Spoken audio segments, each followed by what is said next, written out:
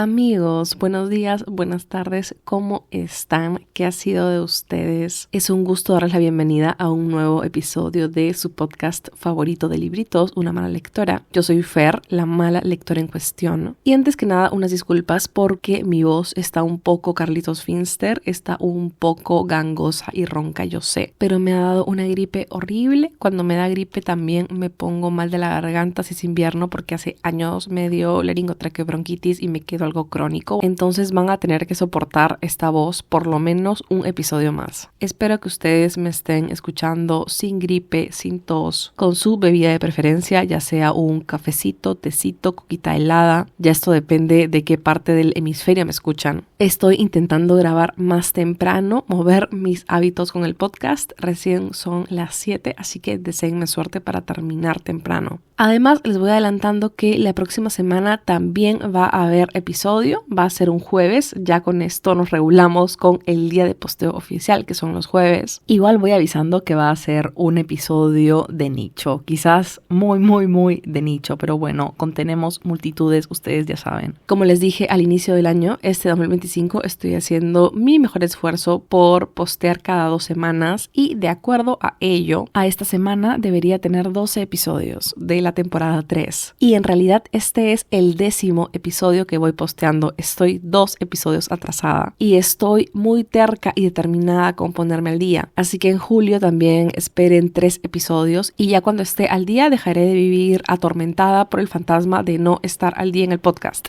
Y además, otro propósito de este año con Una mala lectora era sacarme de encima algunos episodios que llevo postergando desde hace mucho. Y así como el de Lolita, este era uno de ellos. El primer año del podcast hablé de maternidades incómodas porque me encanta leer sobre relaciones entre madres e hijas. Es uno de mis temas favoritos desde siempre. Y sabía que tenía este episodio muy pendiente, así que pensé acomodarlo con el Día del Padre. Y desde la semana pasada me puse con unas lecturas que tenía muy pendientes. Seguro han escuchado la frase "todas las historias de amor son historias de fantasmas", que es el título de la biografía del escritor David Foster Wallace. A él se le atribuye su creación. Y a medida que iba seleccionando los libros de los que les iba a hablar en este episodio, me pregunté a mí misma: ¿acaso todas las historias de padres son historias de fantasmas? Y no me refiero a la estricta literalidad fantasmal. Me refiero más bien a la ausencia, a la distancia, al misterio también y al miedo. Incluso cuando pienso en libros centrados en la dinámica entre hijos y padres o hijas y padres, hay una distancia insalvable entre ambas partes. Un trecho que justamente la ficción y la literatura buscan llenar. Pensé también en, por ejemplo, como en muchos de mis libros sobre el fin de la infancia, el personaje de la madre suele ser crucial, mientras que la figura paterna es una nota al margen, la parte desenfocada de la foto. O también en cómo en tantas narrativas sobre mujeres en momentos críticos de su vida aparece el tormento bajo el nombre del padre. Esto sin mencionar, por supuesto, las ficciones que abordan paternidades ausentes, que nos presentan a estos padres que dejan a sus hijos para que luego ellos se atormenten por este abandono y busquen las respuestas que no han obtenido y busquen también ese amor que no han sabido recibir. Esto nos habla de masculinidades, nos habla de los chicos no lloran, del miedo de convertirnos en nuestros padres, de la figura del matar al padre también, o de cómo las mujeres somos las que tenemos que cargar con el insulto de tener daddy issues, cuando estos issues hacen referencia justamente a los padres que nos fallan. La selección de libros que he armado para este episodio explora eso, las ausencias, los silencios, las intermitencias, las violencias y también los destellos luminosos como la ternura, los afectos o la reconciliación. Y todo esto mientras me pregunto por qué hay tantos escritores y escritoras escribiendo sobre sus padres o personajes atormentados por sus padres o también autoras escribiendo sobre maternar, pero hay tan pocos hombres escribiendo sobre ejercer la paternidad. ¿Dónde están estos libros que nos hablan sobre ser papá?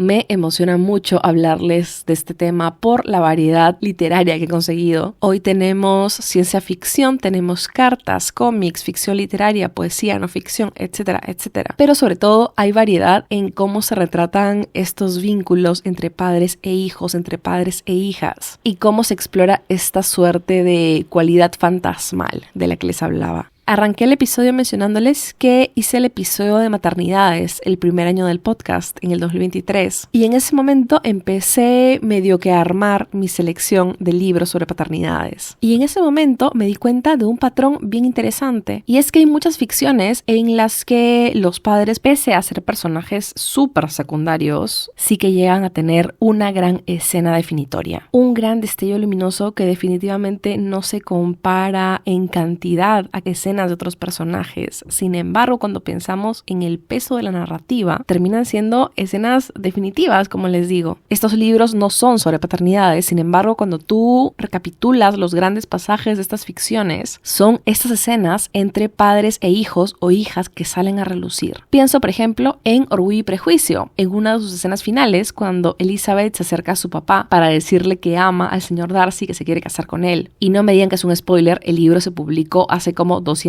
años y este es un pasaje tremendamente emocionante. En la película también se retrata de forma muy bella. Por otro lado, se me viene a la mente uno de los pasajes finales de Llámame por tu nombre, de André Aciman, que es una conversación entre Elio y su padre que me llevó a las lágrimas de pura emoción. Yo no he visto la peli, pero para este episodio la busqué en YouTube y la actuación también es preciosa. Les recomiendo mucho que vean si quieren ese clip. Y yo no siento que sea casualidad que estas grandes historias de la ficción, tanto de la literatura como del cine, y que trascienden también a la cultura popular, cerca a su final nos entreguen estos momentos tan conmovedores entre padres y sus hijos. Siento que cerrar el arco de estos personajes con una conversación con sus padres no es casualidad. Y siento también que son cierres que funcionan a muchas escalas diferentes. Acercarse a su padre para tener una conversación sobre lo que depara el destino es una suerte de reconciliación con quienes somos. Es hacer paz con el lugar de donde venimos para poder descubrir a dónde queremos ir. Esta suerte de volver al hogar que hemos hablado en el podcast, el volver a Ítaca. Hablar con el padre también está cargado de un simbolismo familiar sobre cómo podemos crecer para transformarnos en ellos o transformarnos en algo dramáticamente diferente. También pienso en cómo pueden pasar los años y nosotros seguiremos viéndonos pequeños para nuestros padres. O cómo esta conversación puede ser un último paso hacia atrás antes de coger fuerza y dar ese gran salto fuera de la casa, este gran salto hacia la adultez. Y claro, esta es una conversación que no todos los personajes ni todas las personas tienen el lujo de tener. Por ello hay tantas personas y hay tantas ficciones alrededor de todas las preguntas que uno no le pudo hacer a su padre. Y acá yo quiero escaparme brevemente de lo literario para hablarles un poco de paternidades en sí. Y antes que nada aviso que voy a caer en muchas generalidades, porque no todas las paternidades son iguales. Sin embargo, creo que sí hay evidentes patrones socioculturales. Esto del papá abandónico latinoamericano, por ejemplo, que se funda en hechos, en cifras, en estadísticas. Son muchas las mujeres solas que sacan adelante sus hogares. Y además, esta mecánica patriarcal y conservadora del papá que sale a trabajar para proveer mientras la mamá cuida el hogar, pues también nos da como resultado una ausencia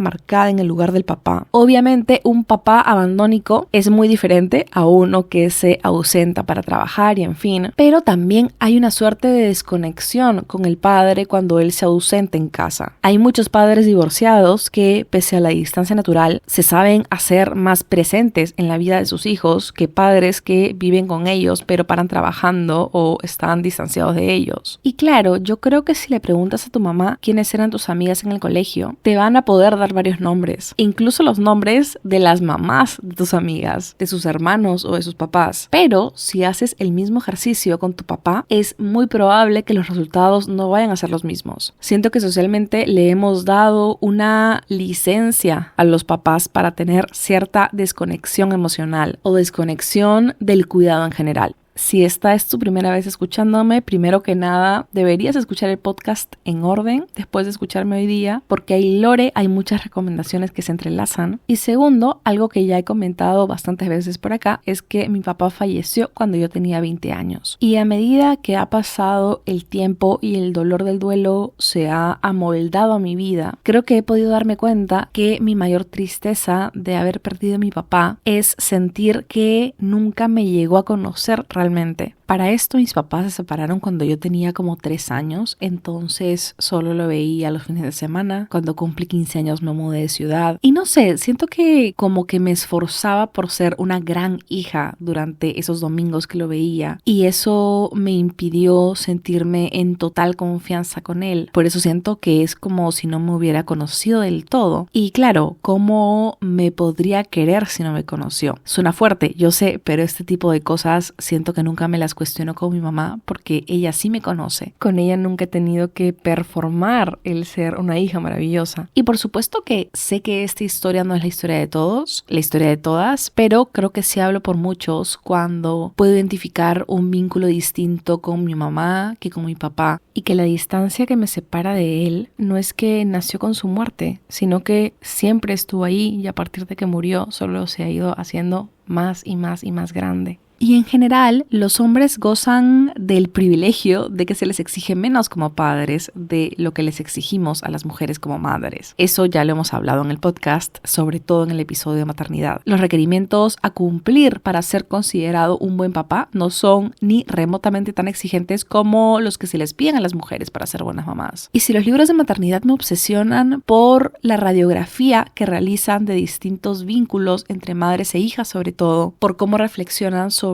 el acto de maternar, todas estas luces y sombras, estos vínculos incómodos también. Creo que mi interés en leer sobre paternidades obedece a pulsiones muy distintas. Me gusta leer sobre todo de esta distancia entre hijos y padres, sobre estos silencios o sobre estos pequeños roces que terminan por colisionar las dinámicas familiares. Y todo esto me lleva a pensar mucho en el tema masculinidades. Hay un sinfín de novelas que, pese a no centrarse en el tema paternidad, logran capturar la emotividad de los vínculos entre padres y sus hijos. Y como les digo, yo resalto su fugacidad porque me refiero a escenas muy en particular, momentos muy claros, muy definidos. Estos pasajes marcan no solo a los protagonistas, sino también a los lectores porque son muy poderosos. Y siento que esto se debe principalmente a que la ternura nos toma por sorpresa cuando proviene de un hombre, porque choca con esta idea tradicional de lo que es masculino. El padre en la familia o el hombre en general en la sociedad pues es el proveedor, la cabeza de familia, el que educa, el que disciplina, mientras que la ternura tradicionalmente se relaciona con la mujer y por lo mismo esta ternura muchas veces se convierte en debilidad a ojos externos. Estos estereotipos de género nos perjudican mucho a las mujeres, eso siempre lo hablo en el podcast, pero también perjudican a los hombres de alguna forma. El hombre que se admite emocional o sensible carga con esto de ser débil, de ser menos. Incluso se pone en tela de juicio su virilidad, su masculinidad. A esto nos referimos cuando hablamos de la fragilidad masculina. Muchos niños crecen bajo este archiconocido "los niños no lloran" y con este chip que relaciona la vulnerabilidad y la sensibilidad y la ternura con debilidad y además también de que la debilidad es igual a lo femenino. Es una manera finalmente de minimizar a las mujeres también y a los hombres que por supuesto no calcen con esta expectativa de lo masculino.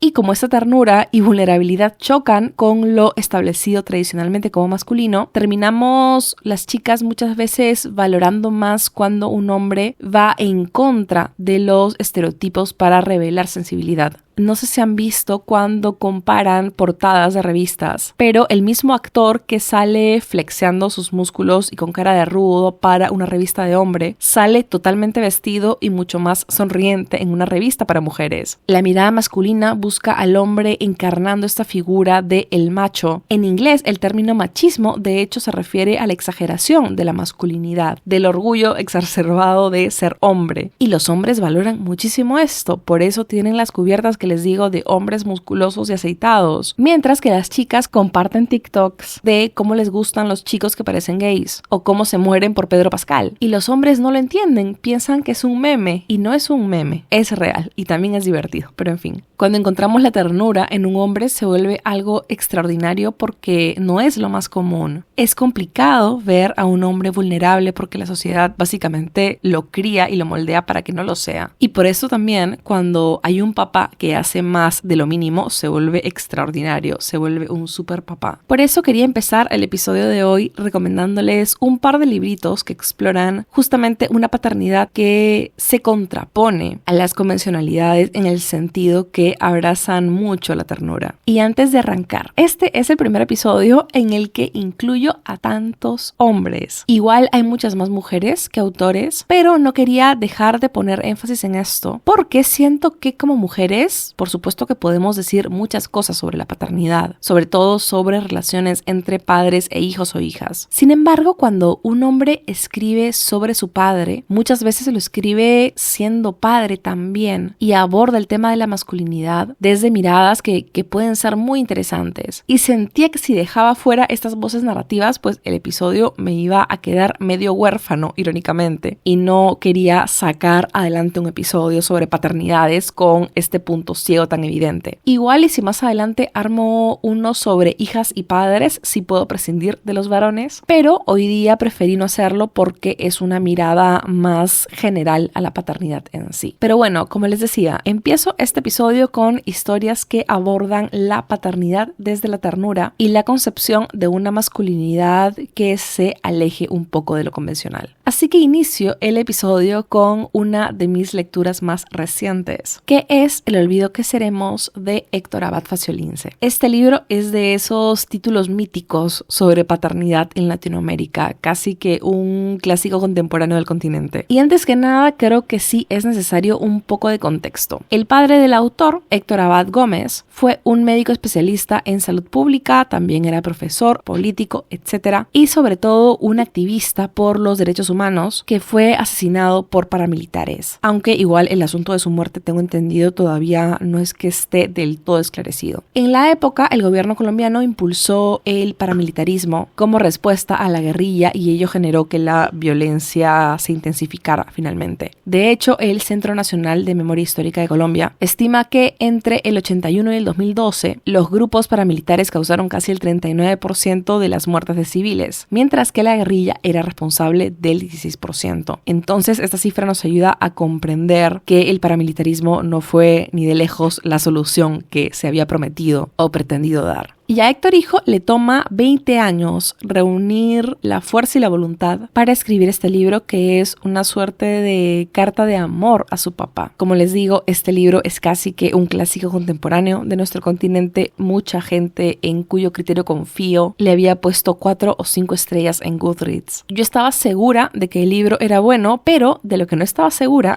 era de que si me fuera a gustar a mí. Y debo decirles que el inicio me tomó por sorpresa por lo mucho que me gustó. Cuando terminé de leer la segunda página, se me estaban cayendo las lágrimas de la emoción. No lo podía creer. El inicio me parece brillante. Y pese a que el libro es exactamente lo que esperaba que fuera, igual me tomó por sorpresa a mí disfrutarlo tanto. Antes de pasar al tema de la paternidad, este libro tiene muchos aciertos. Por un lado, te cuenta cómo la violencia del gobierno fue aumentando. Te das cuenta de cómo le está pisando los talones a esta familia por mucho tiempo hasta que les tocó. Y esto pese a que una parte de ellos siempre creía que eso no les iba a pasar. Además, terminas este libro y cuestionas un poco cuántas historias así hay detrás de todas las vidas que se pierden a manos de la violencia, de la corrupción, de las fuerzas del orden. Habla también de la Colombia de los 60s, de los 70s. Realiza un retrato sociocultural de la época que es súper interesante de leer y creo que la experiencia del autor puede resonar mucho con lectores de Latinoamérica, sobre todo por esto de los gobiernos corruptos, lamentablemente, por toda esta violencia y también por lo conservadoras que son las sociedades. El inicio del libro habla mucho de religión. De hecho, la parte que me hizo llorar justamente era una conclusión a la que llega el autor de niño, porque una monja que vive en su casa le dice que él tiene asegurado el cielo porque siempre reza, pero que de su padre no podría decir lo mismo porque él no rezaba. Entonces, este niño, con toda toda su inocencia. Dice que preferiría ir al infierno si allí iba a estar con su papá. Y un inicio tan sincero, tan emotivo y tan tierno no puede hacer otra cosa sino engancharte desde la página 1. Y así arranca el libro con el autor recordando su niñez y también su relación con su papá desde que tiene memoria. Y el papá del autor, Héctor Abad Gómez, era un tipazo. Era un luchador social, era un hombre de convicciones muy claras, un hombre muy querido también.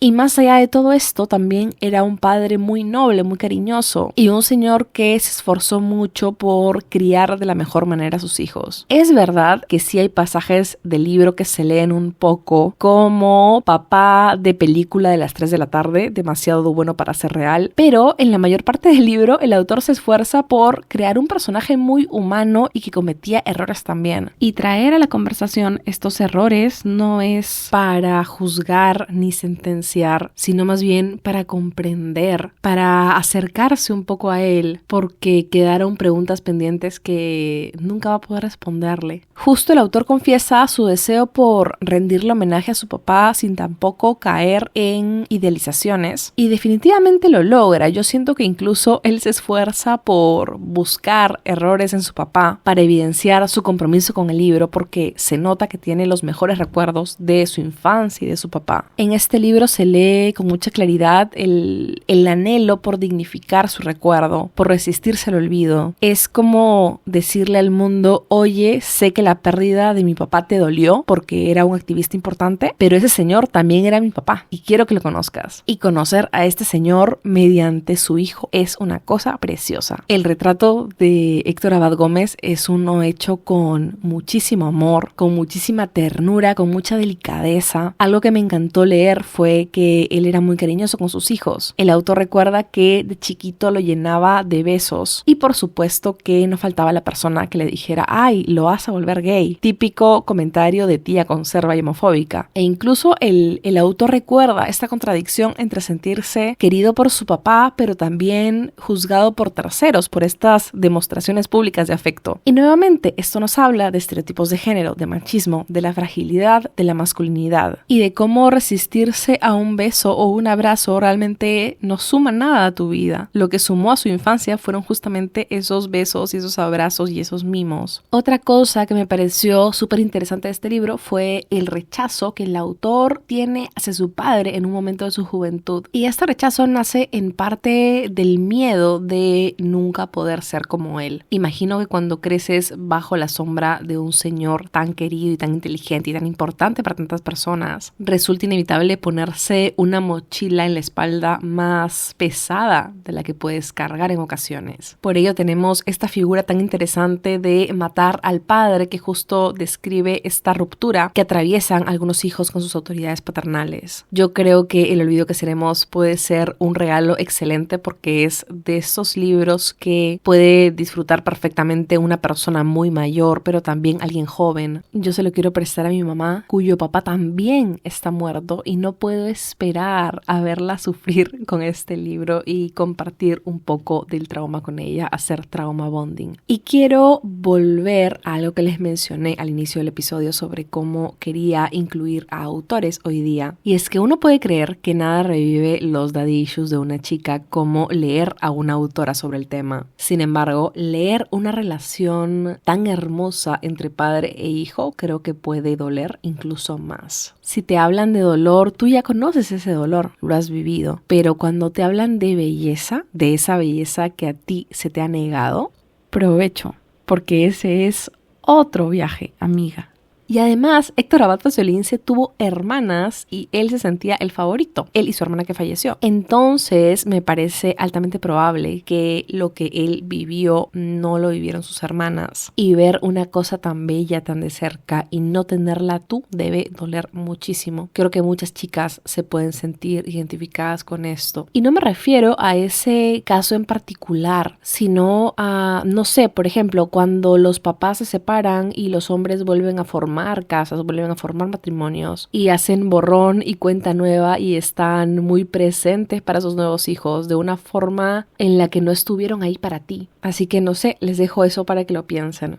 Y con lo de la hermana que fallece, yo la pasé muy, muy mal. Este es un libro muy doloroso, pero también lleno de momentos muy emotivos y tiernos y bonitos. Yo disfruté sobre todo de los últimos y de los primeros capítulos. El impacto inicial que tuvo el libro en mí bajó un poquito a medida que fui avanzando con mi lectura, pero realmente es un libro muy bacán. Me ha sorprendido un montón. Los capítulos de la infancia son hermosos, esa inocencia, esa devoción ciega al padre me conmovió tremendamente, y el ejercicio que hace el autor de volver a su infancia y de escribirnos casi como si fuese un niño me compró por completo. No imagino de alguien que pueda salir entero después de leer El olvido que seremos. Y con este libro me puse a pensar mucho en los grandes libros que se han publicado sobre padres e hijos o padres e hijas. Y me di cuenta que la gran mayoría son desde la perspectiva del hijo.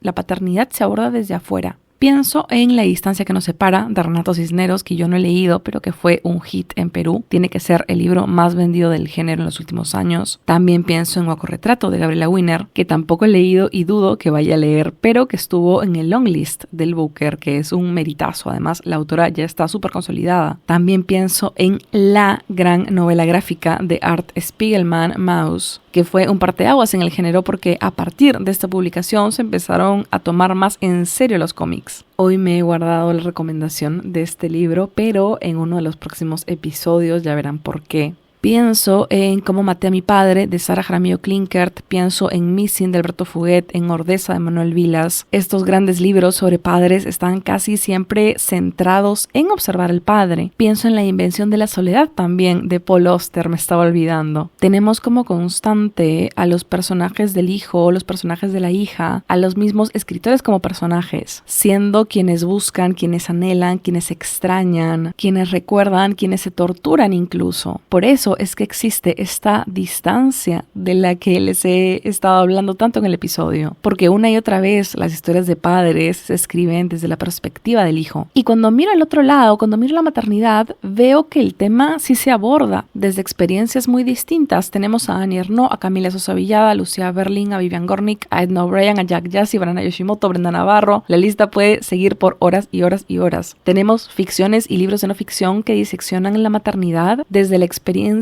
de maternar, de no maternar, o de ser hija, de ser nieta, sobrina, en fin. Y por supuesto que existen libros sobre padres explorando su paternidad, sobre los hijos y tal, pero si los ponemos en una balanza y del otro lado están estos libros que miran al padre desde afuera, pues el desbalance es más que evidente. Y cuando lo observé no pude evitar preguntarme si esta desconexión emocional de la que les llevo hablando en el episodio ha contaminado la ficción también y ha limitado a los autores explorar un poco de esta experiencia humana. Pero en fin, no sé, es una cosa que estuve pensando mucho. Y creo que una de las preguntas con las que me quedo hoy es un poco el ¿dónde están las novelas de padres que escriben sobre sus hijos? Abandónicos hasta en la ficción. No, mentira, la explicación no es esa, obviamente. Solo, bueno, no podía evitar decirlo.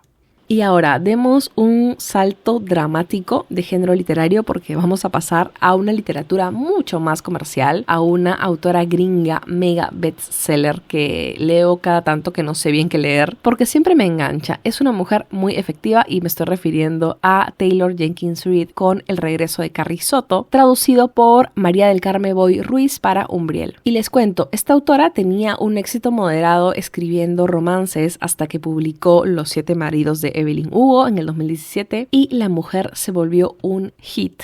El libro fue un éxito y fue el primero de varios libros en los que la autora radiografía la fama de alguna forma. Evelyn Hugo es una actriz, luego sacó Todos quieren a Daisy Jones, protagonizado por una banda, luego salió Malibu Renace, que es sobre un grupito de nepo babies, y finalmente tenemos a Carrie Soto, que es una tenista. Amigos, yo no me leería un libro de Taylor Jenkins Reid que sea protagonizado por gente normal. Yo no me compro ese concepto. Lo divertido de leer a esta mujer es justamente dejar dejarse absorber por su mirada al Star System. Se nota que es un tema que la obsesiona y antes de escribir sus novelas es evidente que realiza toda una investigación para poder hacer la trayectoria de sus personajes muy creíbles y coherentes. Tú lees a Carrie Soto y perfectamente te crees que estás leyendo la biografía de una tenista real. Todo está muy bien estructurado, todo tiene un sentido, todo tiene coherencia. Yo sé que hay mucha gente que piensa que la fama es algo superficial y vacío, pero nada más alejado de la realidad. Yo creo que se mueven dinámicas bien interesantes en estos círculos, bien oscuras también, y la mente de la gente cambia con la fama, y esto es algo que la autora explora muy bien. Me encanta cómo esta mujer te narra alguna situación desde la perspectiva de un personaje para luego revisitarla mediante otro personaje y el lector nota cómo los mismos hechos pueden ser interpretados de maneras tan dramáticamente diferentes. Y esto es algo que no pasa solo con gente famosa, obviamente. No sé si les ha pasado a ustedes de volverse a ver con alguien después de mucho tiempo y revisitar cierto momento de su historia y darse cuenta de que ambos habían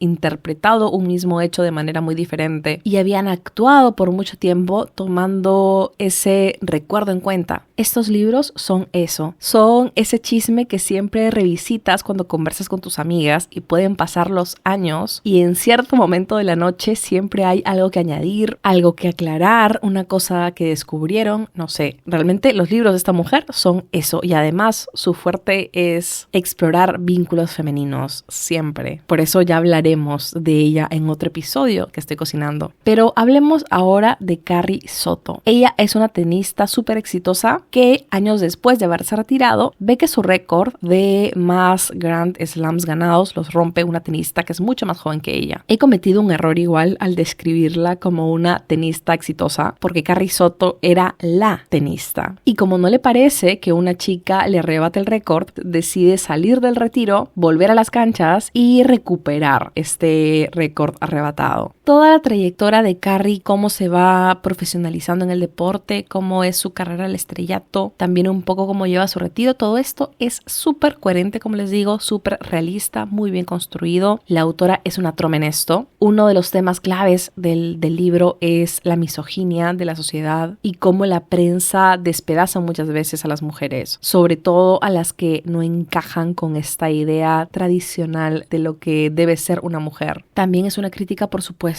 a cómo la sociedad trata a las mujeres mayores, cómo la prensa trata a las mujeres mayores. La sociedad es básicamente este meme de Toy Story en el que sueltan a Woody, así sueltan a las mujeres cuando llegan a cierta edad. Creo que el mejor ejemplo que se me ocurre de esto es cómo todo el mundo amaba a Britney hasta que creció, hasta que se hizo adulta y dejó de tener el cuerpo que tenía en los 20. Porque, ojo, ni siquiera es que diga mayor refiriéndome a personas de 80 años, a mujeres de 70, que igual estaría mal, pero estoy utilizando la palabra mayor para hablar de mujeres en sus últimos 30, en sus 40, en fin. La portada de este libro dice El regreso de la perra, y perra está tachado y dice Carrie Soto, y este detalle desató toda una polémica en internet, una polémica que para mí fue bobísima y ridícula, porque la gente decía, no, ¿cómo va a poner perra? ¡Qué escándalo! Y esa era justo la gracia. Carrie es un personaje muy competitivo, una mujer fría, letal, implacable. De hecho, su alias en el mundo del deporte es el hacha de guerra. Y pese a que su ego está a la altura de su talento, esto la hace muy pesada para los medios, incluso a veces también para el público general. Y es genial leer a mujeres pesadas, ególatras y a las que todo le llegue al pincho. Carrie es esa perra y así la quieres, es una protagonista maravillosa. Pero entonces, ¿dónde es que entra el padre? Les cuento, el entrenador de Carrie es su papá. Y más allá de ser su entrenador, él es básicamente su mejor amigo. Él es un migrante argentino que cuando llega a Estados Unidos se enamora locamente de la mamá de Carrie. Sin embargo, ella fallece cuando Carrie era muy chiquita. Él ya era un tenista, la mamá era bailarina. Y él cuando ve a su criatura dice, esta niña es el futuro del tenis. Tiene la gracia bailarina de su madre, tiene mi destreza en los deportes. Está predestinada genéticamente. Y se empieza a dedicar al 100% a Carrie.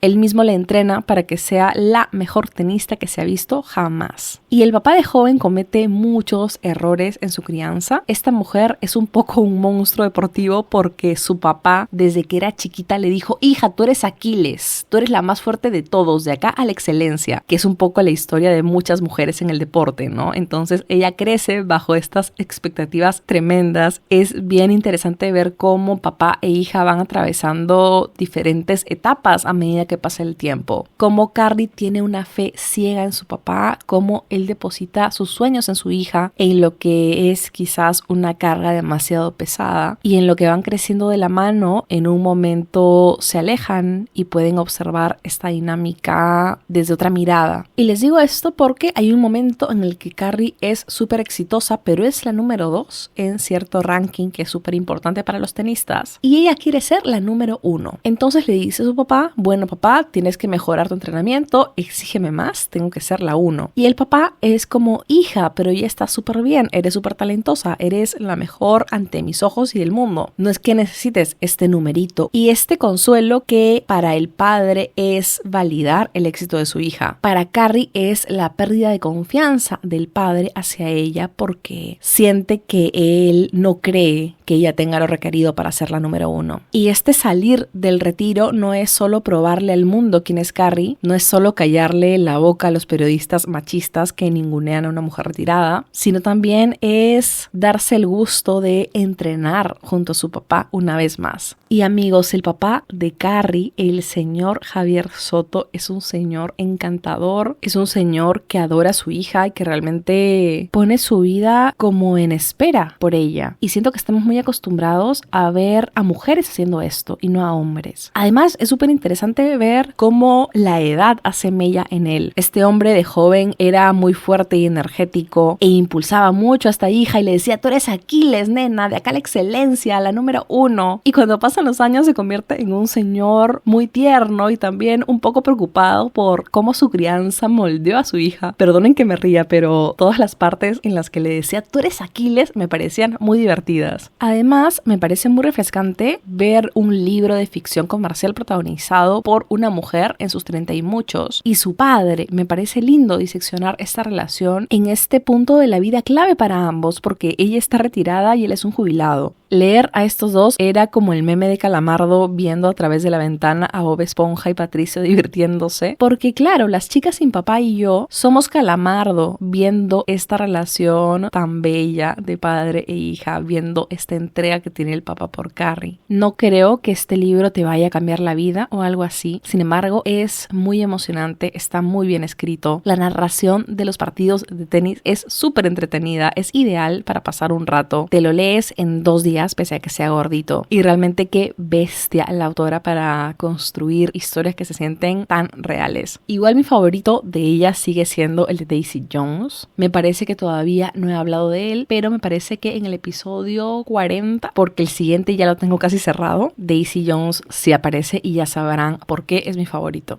En este apartado de la ternura tampoco puedo dejar de mencionar mi serie gráfica favorita, una bomba absoluta titulada Saga, del autor Brian Vaughan y la ilustradora Fiona Staples. No sé cómo no he recomendado Saga todavía, con lo mucho que me encantan estos libros. En español están disponibles gracias a Planeta de Agostini y la traducción es de Diego de los Santos Domingo. Amigos, prepárense. Saga es básicamente una space opera, que es este subgénero de la ciencia ficción que nos narra guerras interplanetarias y mete todo al asador. Aventura, romance, complots políticos, melodrama, todo. Quisiera que vean cómo me brillan los ojos cuando hablo de Saga. Solo la ficción consigue esto en el 2025. Esta serie gráfica nos presenta a Alana y Marco, y ellos pertenecen a 2 razas diferentes que se están enfrentando en una guerra interplanetaria larguísima, la de los Guirnalda versus los Terrada. Alana tiene como alitas de bicho y Marco tiene unos cuernos como de cordero y es guapísimo además, pero esto es solo para que se vayan haciendo la idea visual, ¿no? Porque igual cada raza tiene muchas más diferencias consecuencias que irán descubriendo a lo largo de la historia. La cuestión es que estos dos personajes cruzan sus caminos y no solo se enamoran locamente, sino que cometen el error mortal de convertirse en padres. El primer tomo de esta serie arranca con Alana pariendo a su bebé, a Hazel, que es justamente la narradora de toda la serie. Y esta unión, por supuesto, que los vuelve enemigos públicos de ambos bandos porque el mundo no puede enterarse que ha nacido una bebé interracial.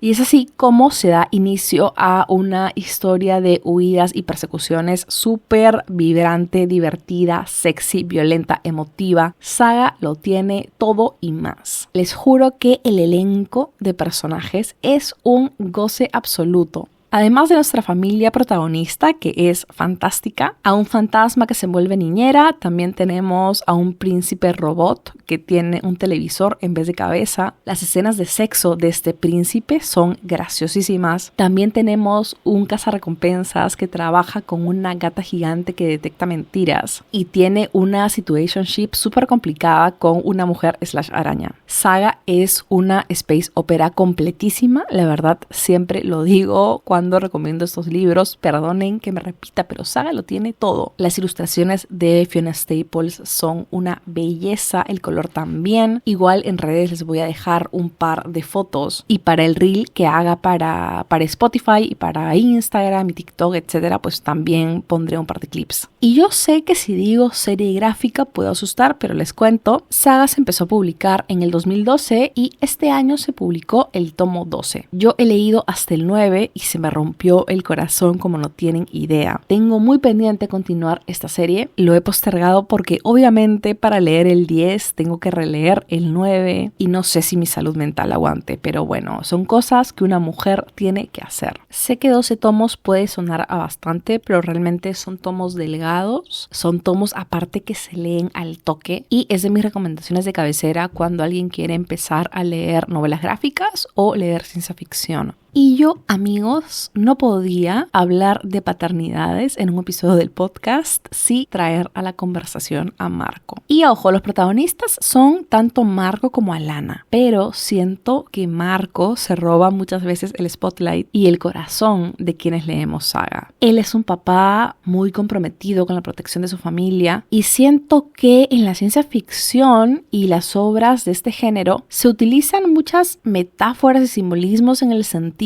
que se nos habla de temas muy actuales y muy políticos mediante estas guerras intergalácticas y estas conspiraciones entre razas extraterrestres. Pienso incluso en distopías. Cuando leemos Los Juegos del Hambre es muy fácil estar del lado de los rebeldes, pero cuando vemos la coyuntura actual y las noticias diarias, vemos que no es igual de sencillo denunciar los crímenes que realiza Israel contra Palestina, por darles un ejemplo. Aprovecho para repudiar al maldito Estado de Israel desde esta pequeña trinchera. En fin, creo que la ciencia ficción abre muchas posibilidades en ese sentido. Le da una libertad inmensa a los autores para que critiquen la sociedad, para que diseccionen los problemas que nos atraviesan. Y siento que Marco en específico como personaje tiene un arco bellísimo respecto a la paternidad. Igual, y esto es un poquito más adelantado al primer tomo, no quiero caer en spoilers, pero la raza de Marco tiene todo un sistema de creencias que él desafía cuando se vuelve padre. Le inculca también muchas cosas importantes a Hazel. Y claro, si tú literalmente te pegas al papel, es una historia de un padre enseñándole su cultura a su hija. Es la historia de un padre aprendiendo a criar en medio de la violencia de una guerra. Pero si realmente te detienes a ver lo que está pasando, te das cuenta de cómo Marco realmente nos habla de migración, del miedo de repetir ciclos, de la ternura en la crianza, del honrar a nuestros antepasados, de dónde venimos, de identidad, también de este ciclo de la violencia y de muchos temas que cuando se relacionan a la paternidad llevan a momentos muy conmovedores y emocionantes. Realmente no puedo recomendar lo suficiente esta serie. Creo que si quieres empezar a leer novela gráfica, como te digo, es excelente. Si quieres leer una historia de amor, es excelente. Si quieres sangre, sexo y violencia, es excelente. Si quieres reírte y quieres llorar, también. Tú piensa Piensa en algo que quieras leer y es muy probable que Saga lo tenga, así que lo dejo ahí. Otro libro que explora también la paternidad desde la ternura y los afectos es Literatura Infantil de Alejandro Zambra. Amigos, cuando la gente dice Not All Men, lo dice porque existe Alejandro Zambra. Qué hombre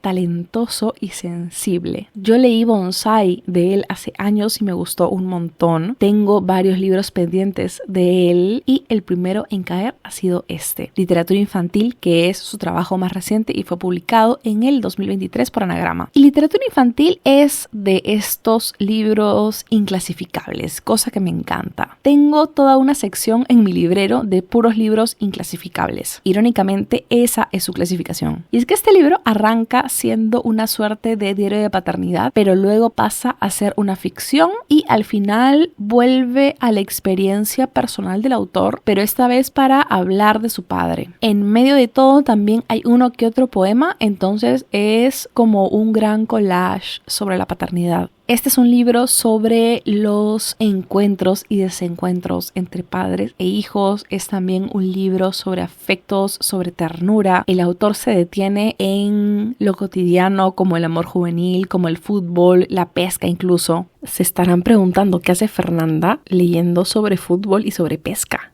Sobre pesca. No se lo pregunten, solo vívanlo. Es Alejandro Zambra, confíen. Y es que el autor toma todo esto cotidiano para repasar lo que es el aprendizaje de criar a alguien y explora estos temas no solo con una sensibilidad muy particular, sino también con humor. Es probablemente el último hombre gracioso sobre la tierra, no es forzado cuando hace bromas. Y creo que es hermoso cómo se contraponen las experiencias de paternidad que tiene él con su hijo frente a las que tuvo él con su padre. Esto porque el autor te habla de épocas distintas, de masculinidades distintas, maneras distintas de concebir los vínculos, de paternar. Hay una reconciliación muy enternecedora entre lo que él recuerda que fue su adolescencia, es la juventud con su papá, y lo que ahora es su relación con su papá. Es un poco como el ciclo de la vida este libro. Me gusta mucho cómo a partir de que el autor se convierte en padre es capaz de revisitar su juventud y sus conflictos con su padre de otra forma, bajo otra mirada. De hecho, casi al cierre de este libro, así como en Orgullo y Prejuicio o Llámame por tu nombre y otros tantos libros, hay una conversación entre padre e hijo muy hermosa. Nuevamente es uno de los momentos más altos del libro y te permite ver cuánto han cambiado las cosas entre ellos a partir de que ahora son papás los dos, y también ves cuánto amor hubo siempre allí, por más que quizás no hayan tenido siempre las mejores herramientas para expresarlo. Igual, y debo admitir que yo hubiera preferido que el libro se mantenga en el registro de la no ficción. Como les digo, a mitad del libro el texto se vuelve en cuentos. Pero la mía es una opinión impopular porque todos aman este libro tal cual está. Y yo la verdad igual lo he disfrutado un montón, solo que mis partes favoritas fueron el inicio y el final. Me acuerdo que lo terminé con lágrimas en los ojos y me fui a dormir. Ahora que lo pienso, todos los libros de los que he hablado creo me han hecho llorar. Y no es porque sea huérfana, amigos, sino porque soy un alma débil y sensible. Me emocionó mucho tener al autor de adolescente enfrentándose a su padre para luego voltear su mirada hacia él cuando ya han pasado los años, cuando ya se ha convertido en padre también. Me gusta mucho cómo la paternidad es capaz de atravesar a alguien para cambiar sus creencias o las cosas que creía tener ya establecidas. Es como un punto de reconstrucción personal el ser padre para algunos. Además, el autor está muy involucrado en la crianza de su hijo, algo que nuevamente no es tan común. Y si eres escucha viejo del podcast, sabrás que yo en el High Festival de hace muchos años me fui a comer a una mesa que estuviera lejos de toda la gente. Terminé comiendo con un matrimonio y su bebé. Y luego descubrí que este matrimonio era Alejandro Zambra, Jasmina Barrera y el bebé Silvestre, personaje de este episodio. Todo se conecta. Creo que cuento esta historia en el episodio extra del book haul de la FIL del año pasado. Así que si no escuchan los episodios extras, pues ya saben que se pierden cositas. La vez que conocí a Vargas Llosa también está en ese episodio extra. Entonces no es floro que Alejandro Zambra esté involucrado en la crianza de su hijo. Yo lo he visto dándole de comer a la boca al bebé comida arequipeña. Este hombre no es un fraude. Y creo que por muchos años escuchamos a las mamás decir cómo el papá ayudaba en casa. Y nada más la elección de la palabra ayudar nos habla de cómo el trabajo doméstico se sigue concibiendo como una labor femenina. Y si el padre barre un día, está ayudando. Alejandro Zambra no es que diga, ay, me involucro, como poniéndose una medallita en el hombro, sino que más bien nos cuenta su experiencia paternando desde la naturalidad, por más que sea algo no tan común de ver. Y acá también, importante, qué fuertes los daddy issues que desata este libro. Nunca había visto tantas reseñas de Goodreads que pusieran Zambra, sé mi papá, adópteme, maestra miel. Y me parece muy divertido porque, como les digo, yo suelo leer mucho sobre maternidades. Y no he leído reseñas en las que los lectores pongan que quieren a estas autoras como mamás. Me parece gracioso, sé que es broma, pero igual creo que nos habla de cómo la generación de nuestros papás ha podido ser estricta o dura o haber estado desconectada de la ternura y la vulnerabilidad, y por eso cuando vemos que un hombre sí está conectado con ese lado de él para ejercer la paternidad, pues tenemos como una nostalgia de algo que no hemos tenido nunca. Los autores de los que les he ido hablando, con todas las diferencias que pueden tener, coinciden en mostrarnos y reivindicar la vulnerabilidad masculina y de ponerla además al servicio de los hijos y de la familia. Creo que en mi generación y en la de mi mamá, en la de mi abuela, en fin, la figura del padre se vincula mucho a la fortaleza, a la rigurosidad, a la autoridad. Y por supuesto que esto deja heridas en casa y en los hijos. Alpha Decay editó hace un par de años el ensayo Daddy Issues, un análisis sobre la figura del padre en la cultura contemporánea, de Catherine Angel, con una traducción de Alberto G. Marcos, que justo explora estos temas. La verdad, yo no les diría que se lo compren, siendo honesta, tiene apenas 70 páginas y no es un texto que te vuele la cabeza. Perfectamente lo pueden chequear en digital, esa sería mi recomendación. Pero este libro explora cómo la figura del padre es clave en la estructura del patriarcado y cómo en medio de tantos debates alrededor del feminismo todavía no hemos podido abordar este tema. Cómo hay control en muchas paternidades, cómo nace un estado de pánico en algunos papás cuando las chicas empiezan a querer experimentar con su sexualidad, o cómo de parte de algunos padres hay celos. Todo este planteamiento es súper interesante, pero la autora no es que te dé conclusiones muy interesantes o innovadoras. Creo que terminas el libro sintiendo que has leído la introducción a algo, como que el capítulo 1, pero te falta el cuerpo o más info. Y es una pena porque no he encontrado muchos más libros de no ficción que aborden este tema.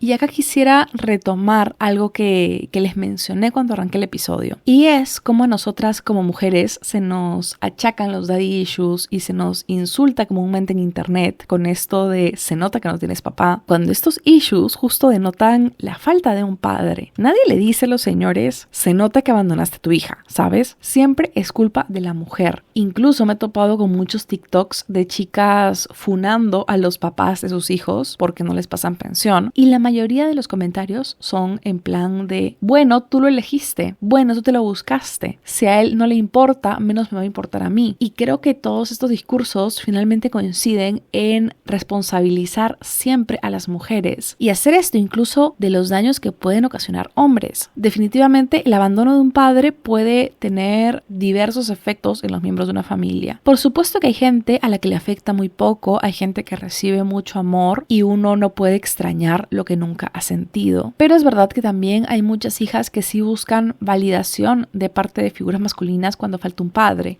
Mon Laferte tiene una canción muy bella que justo cuenta cómo ella busca en mucha gente, en muchos hombres, la humanidad de su papá abandónico latinoamericano, por supuesto. La voy a poner en esta opción que tiene Spotify de agregar canciones. Y esta canción tiene esta frase tan bonita de como primavera entrecortada, yo me quedé a la mitad. Y esta figura siento que ilustra muy bien este coraje del abandono, esa rabia, esa nostalgia de lo que pudimos tener y no tuvimos. O esta sensación de que no quisieron escogernos porque no fuimos suficiente. Y además este dolor no se queda acá porque luego se transforma y puede llevar a una chica a creerse enamorada porque conoció a un hombre mayor que sí le da esa validación. O puede llevar a una persona a confundir el desinterés ajeno con amor. Este trauma del abandono puede desencadenar cosas muy dolorosas. en este apartado de hijas atormentadas por la ausencia de su padre, por la falta de cariño, no puedo evitar pensar en muchos de los libros que les he recomendado antes. Pienso en el padre de Esther, que es la protagonista de La campana de cristal, que fallece cuando ella era una niña, y cómo este fantasma medio que la atormenta de alguna forma. Una de las cosas que más disfruté de mi año de descanso y relajación de Otessa Moshfegh fueron los pasajes en los cuales la protagonista recuerda a su papá. Son tremendos. El consentimiento de Vanessa Springora también tiene un arranque fuertísimo con una escena con el padre. La vergüenza de Annie Ernaux también inicia con el padre de la autora intentando asesinar a su madre. Ahora Spotify, como les digo, me da la opción de enlazar episodios abajo, así que si es tu primera vez escuchándome, abajo vas a poder encontrar un par de episodios en los que hablo de estos libros. Pienso también en los diarios de Alejandra Pizarnik, porque la muerte de su padre fue un golpe emocional muy fuerte para ella. En sus diarios ella confiesa que incluso no podía tener intimidad con ningún hombre después de que su papá falleció. En los diarios de Sylvia Plath también hay menciones a la pérdida de su papá. Y ya que estamos con poetas, Anne Carson tiene un poema bellísimo titulado El viejo cardigan azul de papá.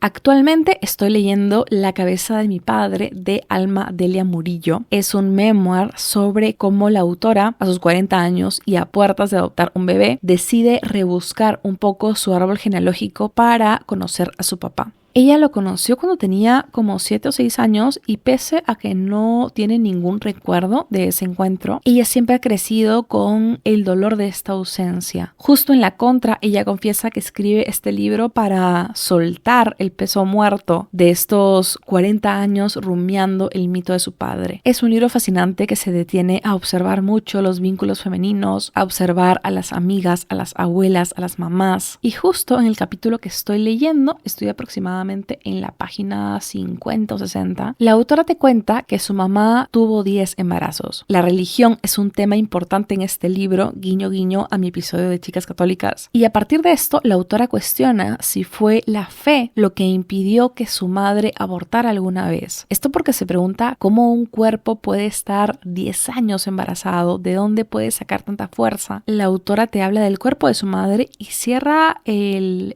capítulo escribiendo: en cambio mi papá sí abortó. Porque claro, los hombres no tienen que promover alguna ley ni arriesgar sus cuerpos para abdicar de todo cuidado paternal. Para los papás a veces es así de fácil, es sencillamente irse, desaparecer y ya está. Es un libro tremendo, ya les estaré hablando más de él en un episodio que estoy preparando, como les digo, porque no lo he terminado todavía y siento que voy a tener muchas más cosas que decir. Retomando un poco el hilo del episodio y esta cartografía de la paternidad que estamos realizando. Habíamos empezado con la ternura y los afectos, pasamos brevemente a los daddy issues y los padres que atormentan las narrativas, y con esto nos encaminamos al otro polo. Si la ternura y los afectos son el lado más amable y la aproximación más bonita que se me ocurre para abordar las paternidades, es necesario irnos al otro extremo para hablar de la violencia y del miedo. E igual acá es necesario hacer un paréntesis desagradable porque hay varias autoras, sobre todo mujeres, que utilizan la literatura para narrar los abusos que sufrieron de parte de sus padres. Y hago este paréntesis porque me parecería una locura incluir estos libros en esta categoría de daddy issues, ¿no? Estos son vínculos abusivos y tenemos que nombrar las cosas como son. Y hago este énfasis porque vivimos en este algoritmo de TikTok en el que la gente dice desvivió, decimos A-word o PDF para referirnos a los pedófilos. YouTube censura las palabras y tenemos el cerebro tan frito que incluso lo utilizamos en Twitter cuando nadie está moderando lo que dices en Twitter, sino que tu cerebro ya está podrido del internet. Entonces hay que nombrar las cosas como son, por favor. Ya basta de estupideces. Pero en fin, volviendo a estos libros, para darles un par de ejemplos, en el 2022, Christine Angot, que es una autora francesa, publicó Viaje al Este, que es una novela autobiográfica en la que narra los abusos sexuales, psicológicos y físicos que sufrió la autora a manos de su padre. Este libro está en anagrama y también en la misma casa editora se publicó El beso de Catherine Harrison, que narra cómo la autora creció con sus abuelos y a los 20 años su padre se reencuentra con ella antes de realizar un viaje y al despedirse le da un beso cero paternal, muy incestuoso, sí, horrible. Yendo a paternidades abusivas fuera del incesto, tenemos una educación de Tara Westover que les mencioné en el capítulo anterior que quería leer y que narra cómo la autora sobrevive a los delirios místicos de su padre, quien la aisló a ella y a su familia de la sociedad básicamente. No voy a profundizar en estas narrativas porque no es un tema que haya leído, me causa mucho mal cuerpo todo lo relacionado al incesto, todo lo que involucra de esta manera a niños. El que les conté que sí quiero leer es el de Tara Westover porque el papá era un fanático religioso y sé que hay un tema interesante con la educación y tal, pero no quería dejar de mencionar que también existen narrativas que exploran estos temas de abuso muy vinculados a la paternidad, a cómo los padres se aprovechan de esta posición de poder y de lo asqueroso y terrible que es todo. Sin embargo, hay otros tipos de violencia que sí he leído y no porque dijera, uy, quiero leer de papás violentos, sino porque pues la premisa de los libros me prometía temas que sí me interesaban y en el camino surgieron papás horribles. Y como papás violentos no me refiero necesariamente a la violencia física, porque me estoy refiriendo también a violencia emocional, a violencia psicológica, a tenerle miedo al padre, el opuesto exacto a la ternura con la que iniciamos el episodio. Y para este apartado tengo un par de recomendaciones cortitas, un par de libros de géneros muy distintos entre sí, pero que coinciden casualmente en su brevedad. Primero que nada, un muy necesario, respeten los rangos, porque si vamos a hablar de daddy issues y del miedo al padre, no podemos no hablar de nuestro querido Franz Kafka. Su obra no tiene derecho de autor, así que es muy fácil acceder a su libro Carta al Padre. Es un librito además muy breve. Y este libro, contrario a lo que mucha gente puede creer, no está compuesto de varias cartas al padre, sino que es una gran carta que Kafka escribió a mano. Se dice que eran más de 100 páginas que luego se convirtieron en 45 ya mecanografiadas. La cuestión es que este hombre escribió estas 103 páginas, se lo dio a su mamá y se las entregó con la esperanza de que ella se las diera a su padre y que cuando él la leyera pudieran mejorar su relación. Sin embargo, en un giro muy kafkiano de la vida, la carta nunca llegó a su receptor. El papá nunca llegó a leerla, se murió antes de poder hacerlo. No me debería estar riendo de esto, pero ¿de qué signo es Kafka, amigos? Amigos, Kafka era cáncer. Qué gracioso, realmente una víctima del mundo. Nunca debí googlear de qué signo era porque ya lo leo diferente ahora que sé que es cáncer. Pero bueno, esta carta empieza con un mítico: querido padre, me preguntaste una vez por qué afirmaba yo que te tengo miedo. Y lo que sigue son 100 páginas escritas a mano desenredando ese miedo. Realmente típico cáncer. Muy signo de agua, Kafka. Y yo sé que este autor puede sonar a lectura de colegio, pero amigos, si hay autores cools de clásicos, uno de ellos definitivamente es nuestro Kafka, el único sad boy que voy a defender. También quiero hablarles de mi patrón de la poesía peruana, Lizardo Cruzado. Yo sé que el más grande es Vallejo, pero el más grande en mi corazón es Lizardo Cruzado. Es My Sheila. Y lamentablemente mi ejemplar de No he de volver a escribir lo presté y no me lo devolvieron. Y expectoré a esta persona de mi vida y todavía no me compro un nuevo ejemplar. Entonces no puedo enumerarles exactamente todos los poemas sobre padres de este libro, pero es un tema recurrente en la poesía del autor, el volver a la infancia. Y muchas veces también volver al padre. En el episodio de astrología y poesía les compartí uno de mis poemas favoritos suyos titulado Cuando yo era niño, y también está Los héroes, también está Papá, que termina con este verso precioso que dice así: hace 40 años, ya casi 50, cada mañana mi padre despertaba para cambiar el mundo. Ahora, en cambio, él todos los días se levanta para regar su jardín de rosas. Algo ha cambiado en el mundo, por lo tanto, aunque tal vez nunca en el jardín lleguen a florecer las rosas. ¿Y saben quién tenía rosas también? El papá de Héctor Abad Faciolince. Hay una foto hermosa del papá y el autor así bebito con las rosas. La voy a estar compartiendo en el post del libro y esto solo es una prueba más de que todo se conecta siempre en este podcast. En el poemario que les digo también hay un poema titulado Lira, que es una belleza, es un texto que está dedicado a la hija del autor y siento que este poemario y literatura infantil infantil de Zambra dialogan muy bien porque los autores se aproximan a la paternidad propia con mucha ternura, abrazan estos afectos de los que hemos hablado y cuando hablan de sus relaciones con sus papás, sí reconocen vínculos más complicados, más tumultuosos. Es indudable de que hay amor, pero también hay relaciones mucho más complicadas de abordar.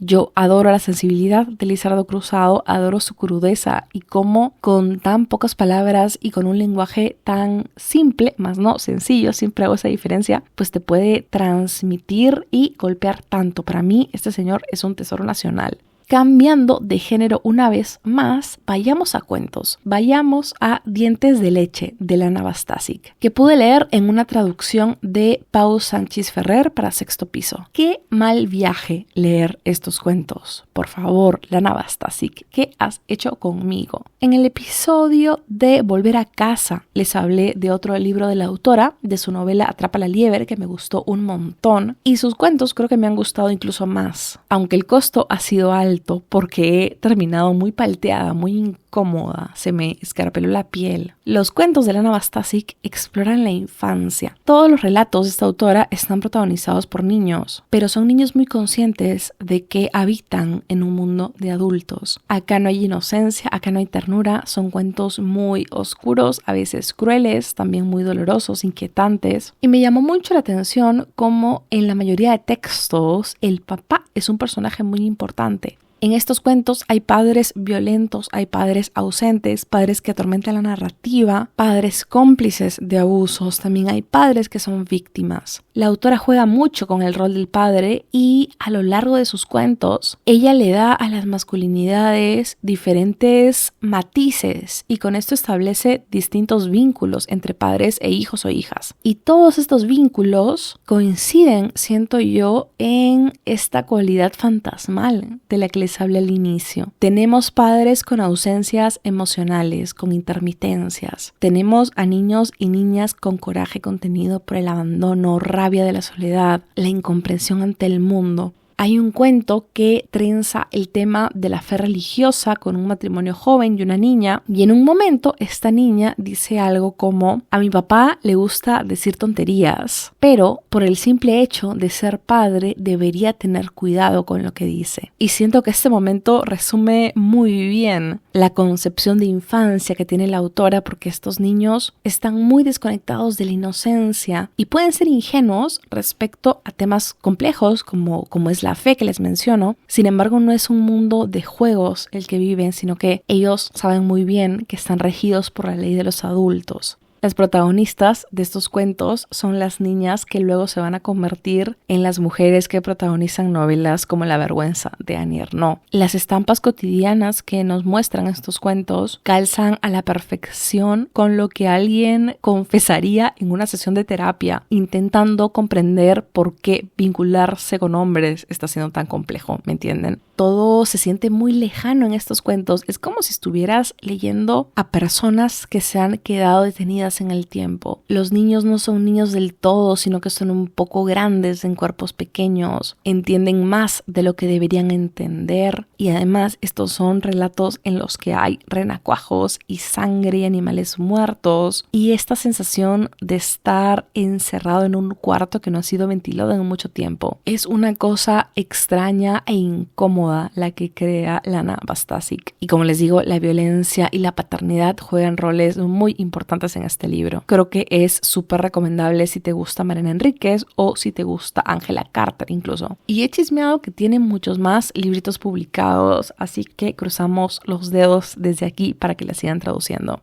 Otro libro que siento que va mucho en sintonía con estos temas es Los chicos no lloran de Fiona Scarlett, que es traducido por Ankara Cabeza Lázaro para Letras de Plata. Ojo, este sello está traduciendo a un montón de autoras jóvenes y lo interesante de esto es que sus libros son la primera traducción de ellas. Muchos éxitos editoriales llegan al español cuando ya tienen contratos de traducción a otros idiomas. Las editoriales grandes seguían mucho de eso. Finalmente el mercado internacional en parte les hace la tarea, pero Letras de Plata está chambeando varios títulos y traduciéndolos por primera vez, y quería resaltar esa parte de su trabajo. Y en su novela debut, Fiona Scarlett, abro paréntesis porque es irlandesa, Irlanda es clave, cierro paréntesis. En esta novela conocemos a dos hermanos y los seguimos en dos líneas de tiempo. En la primera, ambos son niños y el más chiquito se ha enfermado. Y en la segunda, ese hermano ya falleció y seguimos al hermano mayor siendo un poco más grande y acomodando su vida al dolor de la muerte de su hermano, y también sobreviviendo a la ausencia del papá. El papá en cuestión es un tipo peligroso, dejémoslo en que era un delincuente, y cuando el protagonista es adolescente y está atravesando la enfermedad de su hermano, piensa en cómo odia a su papá. Le enfurece que él sea tan violento, que sea tan inestable y que en esta inestabilidad hunda con él a su familia. Sin embargo, cuando lo vemos en la otra línea de tiempo, no solo nos encontramos con una versión de él que es más grande y que está más rota, sino que también se ha dado cuenta que medio está condenado a repetir el ciclo de violencia.